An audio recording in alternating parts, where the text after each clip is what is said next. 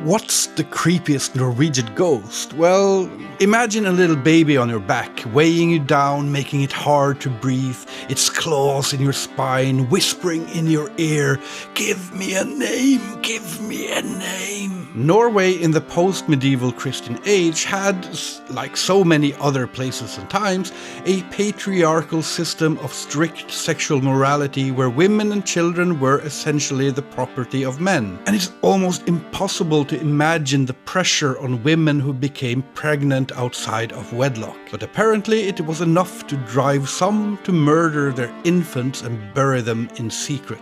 The ghost of the infanticide would often be called an utbyrd.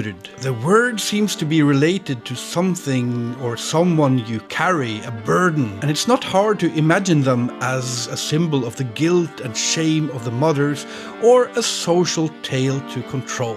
Often they would haunt places with their cries in the night, and sometimes they would latch onto people's backs. As all other Norwegian ghosts, they primarily seem to have been considered as physical beings, not spirits, even if they could change shape or become invisible. I haven't found stories of them being physically dangerous or attacking people, but there are cases where claims about them would lead to trials. One actually happened not far from where I live in the year 1711. In order to banish an utbyrd, sometimes you had to dig up their bones and bury them in hallowed ground, but most of the time you could perform an impromptu baptism. There were a lot of different rhymes that served this function, often ending with giving the utbyrd two name options, one for a girl and one for a boy, like Anna and Jon.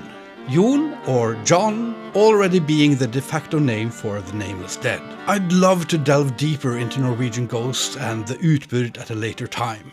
Now, what's the creepiest ghost you know of?